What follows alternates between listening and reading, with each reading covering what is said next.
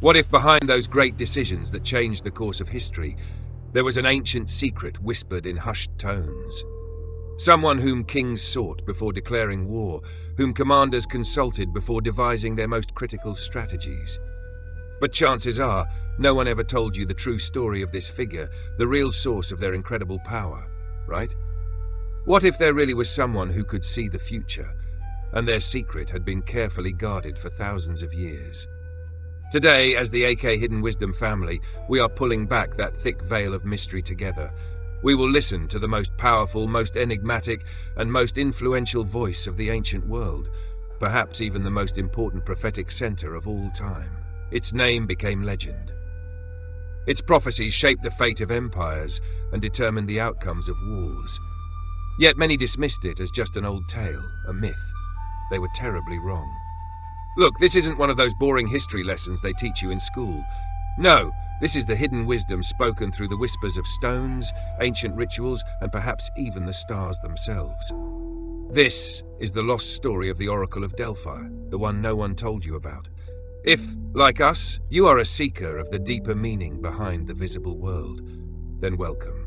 You're in the right place, my friend, because on this journey, you're not just opening a door to a forgotten past, but perhaps to the dormant potential within yourself, to your own intuition. So are you ready? Buckle up, because we're traveling back in time, to the heart of ancient Greece, to the sacred lands where myths and realities intertwine, to the place known as the center of the world, Delphi. Here we are.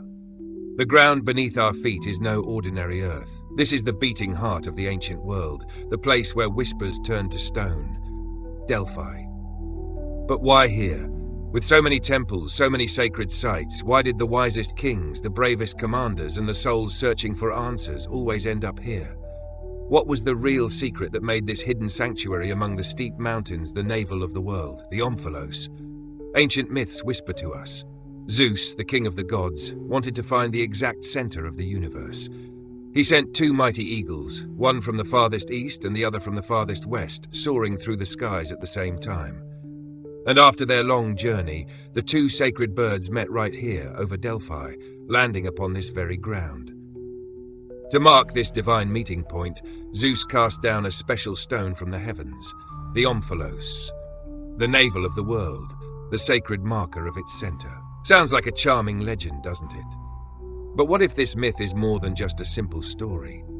What if it symbolizes a unique concentration of energy, a special connection to the cosmos, a point of alignment with the universe? What if this place is one of those rare spots on Earth where the frequency of reality itself vibrates differently, and the god who claimed this land, who attuned himself to this sacred frequency, was no ordinary deity, Apollo, the god of light, music, poetry, harmony, and above all, prophecy and wisdom. According to legend, before Apollo could take possession of this place, he had to defeat an ancient being that dwelled deep within the earth, the massive serpent, Python. He vanquished that dark force and replaced it with his own light, his own knowledge. That is why, at the heart of the temple, at the very source of its immense power, his name echoes. Just imagine, a temple bathed in light, towering under the mighty shadow of Mount Parnassus, overlooking the world. Can you feel the energy here? For years, archaeologists have been digging, piecing together the stones. The ruins of temples, treasuries, and theaters speak of a glorious past.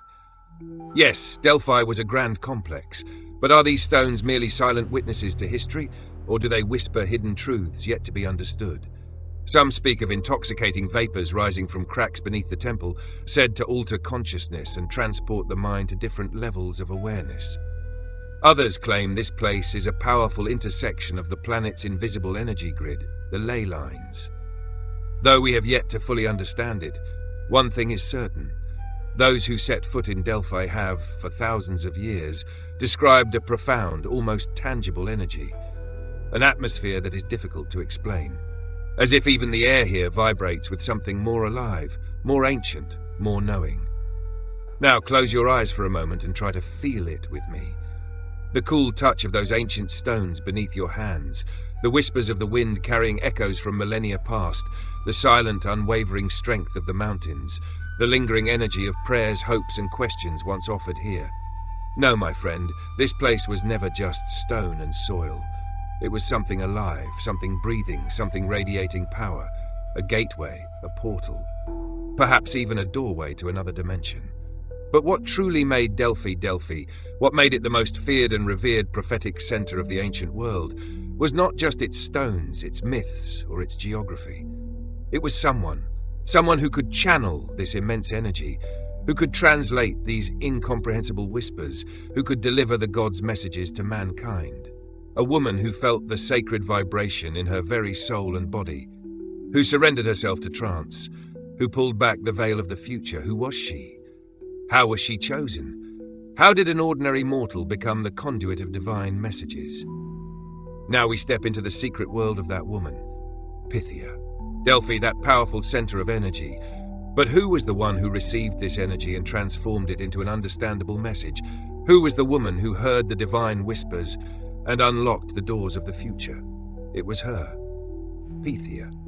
But don't picture a noble princess with divine blood or a legendary figure born with supernatural powers.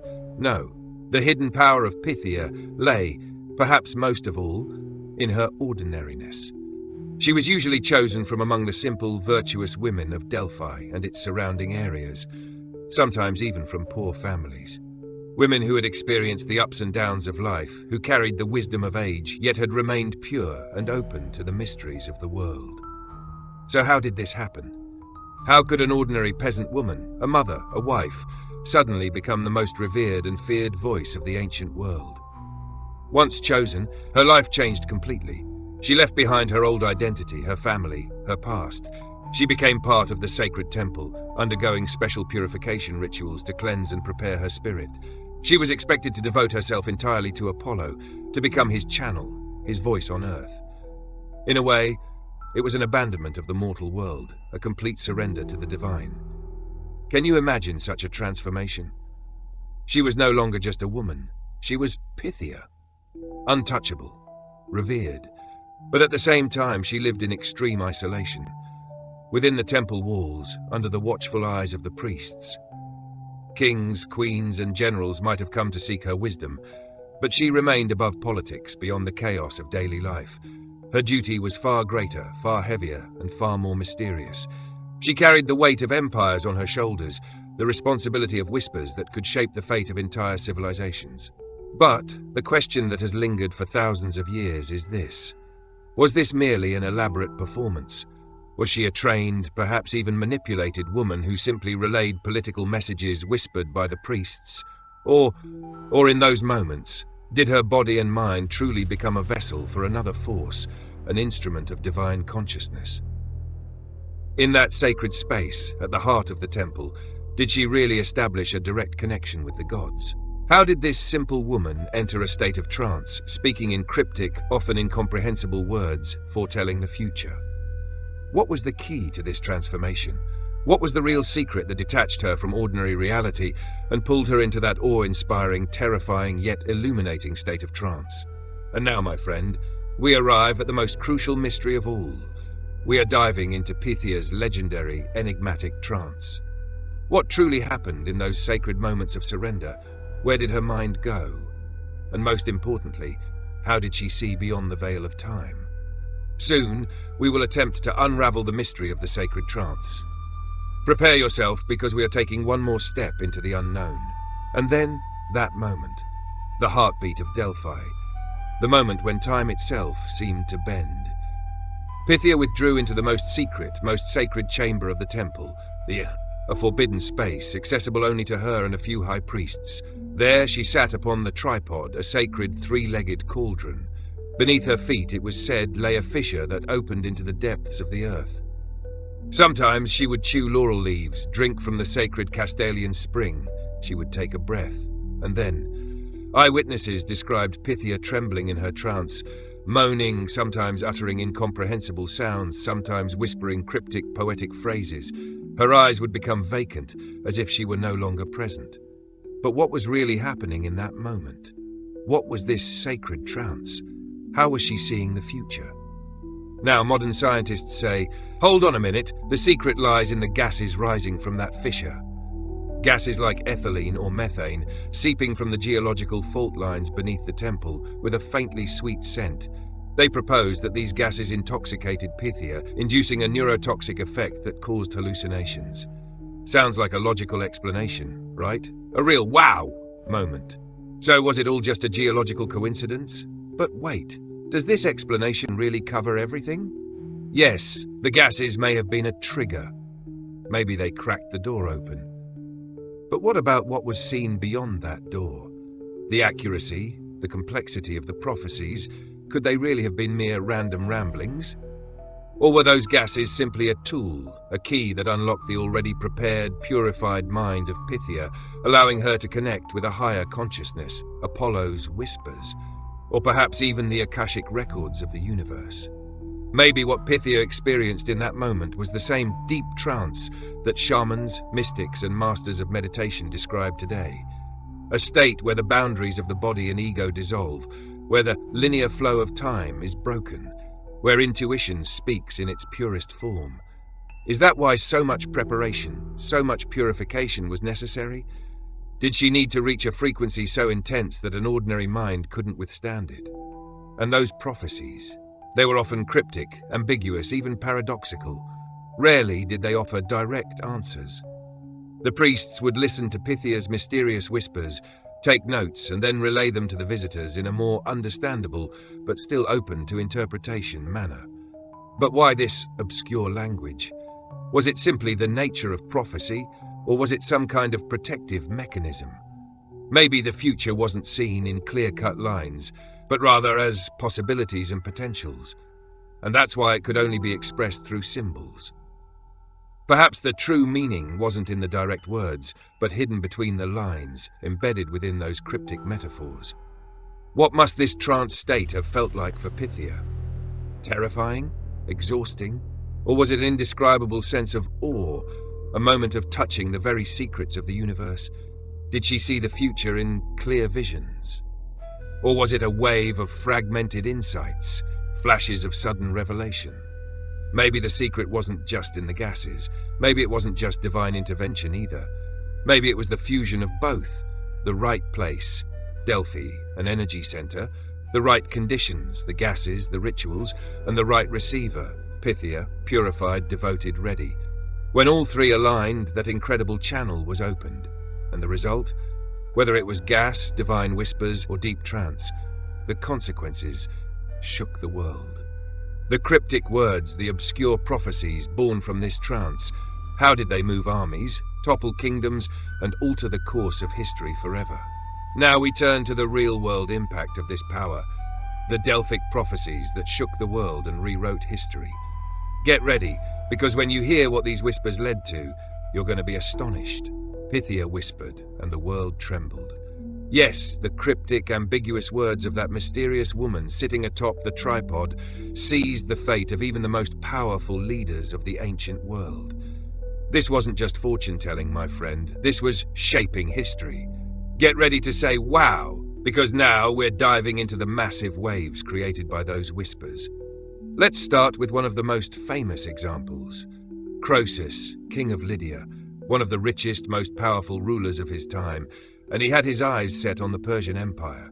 But before embarking on such a massive war, he wanted to be sure. Who would he consult? Delphi, of course. He sent his messengers and asked, "What will happen if I go to war against the Persians?" Pythia's answer was both clear and dangerously vague. If you cross the river, you will destroy a great empire. Croesus was overjoyed. That's it! Victory is mine. He gathered his army, crossed the border, and yes, he did destroy a great empire. His own. The Persians crushed him. See Delphi's game? The prophecy was correct, but not in the way the king expected. A harsh lesson on how interpretation is everything, and how ego can create blindness. Or take this. When Athens faced the overwhelming threat of the massive Persian army, what did they do? They ran to Delphi. Pythia told them, "Wooden walls will protect you." Oh no. What did that even mean?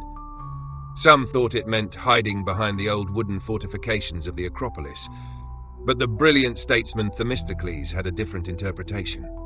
"No," he said, "the wooden walls are our ships. He evacuated the entire Athenian population onto the ships and abandoned the city. And those wooden walls, that fleet, crushed the Persian navy at the Battle of Salamis, saving Greek civilization itself. The same prophecy, two different interpretations, two completely different fates. And it wasn't just wars. According to legend, the great philosopher Socrates had a friend who visited Delphi and asked, "Is there anyone in Greece wiser than Socrates?" Pythia's answer was simple: "No, there is not." When Socrates heard this, he was shocked. After all, he always said that he knew nothing. "I know that I know nothing," he used to say, and maybe that was exactly why Delphi had declared him the wisest, because true wisdom begins with knowing what you don't know. That prophecy deepened Socrates' philosophical journey even further. These examples, just the tip of the iceberg. From choosing the locations of new cities to signs revealing who would become king, from the fate of colonies to the rituals that would end plagues, Delphi's voice was everywhere. These prophecies weren't just passive observations, they were actively shaping history. Pythia's whispers encouraged the hesitant, stopped the reckless, shed light on the unknown, or sometimes cast an even darker shadow. An incredible power, isn't it? The words of a single woman in trance, deciding the fate of entire civilizations. But how? Was this just a psychological effect? Did the prophecies come true because people already believed in them? Or did Delphi truly tap into the mysterious fabric of the universe? Why did this power shine so brightly for a time, and then suddenly fall silent? A center so powerful, so influential, a source of wisdom that marked one of history's greatest eras. How did it fade away? Why did the whispers stop? Why is Delphi now nothing more than a grand ruin? Now we uncover the secrets behind that silence. Why did the Delphic oracle fall? Where did that ancient knowledge go? Are you ready to follow the traces of that lost wisdom? For centuries, Delphi guided kingdoms with its whispers, shaped the course of wars, and illuminated the path for humanity. But then what happened? How did this immense power, this sacred wellspring of wisdom, dry up? Why did that ancient voice fall silent and its knowledge seemingly vanish? What is the secret behind this silence? Like every bright light, Delphi, too, had its period of decline. One of the first blows, ironically, came when people began questioning the reliability of the prophecies. As political tensions grew, some accused Delphi of bias, claiming it was influenced by powerful factions. That once mystical, ambiguous language started to be seen not as wisdom, but as evasive answers. Did the magical atmosphere begin to fade as people's faith wavered? But the real shift came with the rise of a new power in the Mediterranean world, the Roman Empire. The Romans were pragmatic people. While they respected Greek gods, they were more skeptical about prophecies. As they built their own empire, they naturally sought to limit the influence of this ancient Greek center of power. Delphi gradually lost its political significance, pushed into the background. And then, another force arrived, one that would change the world forever: Christianity. The new faith rejected the old pagan gods and their prophetic centers. Places like Delphi were no longer seen as sacred, but as demonic and deceptive. The word of God was now in a single holy book and within the church. Christian rulers, like Emperor Theodosius, took decisive action in the 4th century, shutting down pagan temples and banning ancient rituals. And with that, Delphi's end had begun. The sacred fire in Apollo's temple was extinguished. Pythia was silenced. The oracle center was officially shut down, that 1,000-year-old whisper replaced by absolute silence. Was it just bans? No. Natural disasters, earthquakes, the slow erosion of time, all played a part in burying Delphi's glory beneath the earth. Its knowledge survived in written texts, perhaps, but that living, breathing energy center, that experiential wisdom, was largely forgotten, buried under dust and time. Was it deliberately erased from memory? But wait, did this knowledge truly disappear? That ancient wisdom, that intuitive understanding, that unique connection to the universe, was it completely lost? Or did it simply change form? Maybe the secret of Delphi doesn't live in the ruins of the temple, but deep within the human soul. Maybe that lost knowledge echoes through mystical teachings, esoteric traditions, even modern spiritual practices. Still waiting to be rediscovered, Delphi fell silent. But perhaps its greatest lesson was not to seek a profit outside ourselves, but to listen to the voice within. Maybe the true prophecy was about discovering our own potential. And so we must ask ourselves, as people of the modern age, what can we learn from this ancient wisdom? What does the forgotten story of Delphi and Pythia whisper to us today? How can we awaken our inner oracle? Now we move to the final chapter. We will explore the legacy Delphi left behind, and perhaps we will uncover how to find that lost knowledge within ourselves. If you're ready, let's complete this journey of wisdom. The stones of Delphi are now silent. Pythia's whispers belong to ages past. That once glorious temple now stands as mere ruins, listening only to the song of the wind. But what about its wisdom? Did it vanish into the earth along with the stones?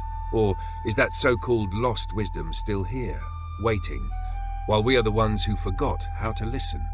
Think about it. What was Pythia really doing? She prepared herself, purified her mind, entered a state of deep focus and surrender, allowing knowledge to flow from a source beyond ordinary consciousness. Doesn't that remind you of something? The intuition we speak of today, that inner voice, those sudden flashes of knowing. You know, when you say, "I just had a feeling." Deep meditative states, messages received through dreams, moments of creative inspiration. Aren't these the modern echoes of what Pythia once experienced on her sacred tripod? Maybe Delphi was never just a place out there. Maybe it was also an ancient symbol of a state of being, a level of consciousness waiting to be discovered within us. Perhaps the gases, the rituals, the sacred space were simply tools to help Pythia quiet the noise of her mind and connect to something deeper, something collective. And maybe, just maybe, we can create our own sacred spaces. A quiet corner, a walk in nature, a meditation cushion. We can discover our own rituals. Breathwork, journaling, mindfulness. We can release our own mental gases, our biases, our fears, our expectations, and truly learn how to listen. Delphi's greatest legacy, perhaps, is this reminder. Instead of searching for a savior or an all-knowing oracle outside ourselves, we must turn inward to our own wisdom, our inner oracle. That quiet whisper, that path that feels right, that idea that appears out of nowhere, yet you know it's true. Perhaps that is your personal Pythia speaking. Are you listening? On this journey, we have dived into the mysteries of Delphi. We explored its power, myth, the secret of Pythia, its rise and its silence. But most importantly, perhaps we've realized this. Ancient wisdom doesn't just exist in old books or scattered ruins. It is alive. It is breathing. And in its purest form, it is within you. Remember, my friend, the secrets of the universe aren't just hidden on mountaintops or buried in temples. They may already be echoing in the silence of your heart when you turn your attention inward. The true prophecy is discovering your own potential. So, how has this journey of discovery been for you? What thoughts has Delphi's story awakened in you? Have you had experiences with your own inner guidance? Share your thoughts in the comments. These conversations and connections strengthen our community and family. If you enjoyed this journey into wisdom, don't forget to like the video and share it with friends who love mysteries like this. And of course, if you haven't yet, subscribe to the channel and turn on the notification bell so we can continue this quest for hidden wisdom together. And always remember, the greatest adventure isn't exploring the world outside, it's discovering the universe within. See you in the next video. Stay in the light.